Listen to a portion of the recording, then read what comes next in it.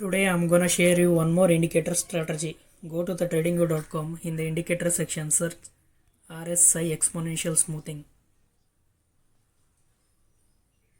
Now the indicator is applied. In the settings, in the normal, make it tiny and click on OK.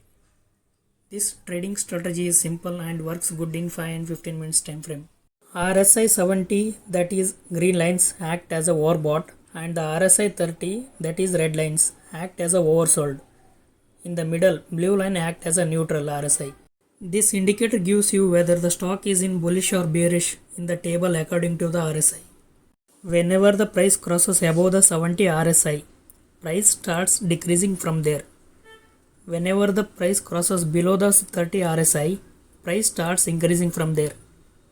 Before applying it to the real money trading, do backtest the indicator, do paper trade, minimize the stop loss and gain more profits. At the last, don't forget to follow the page.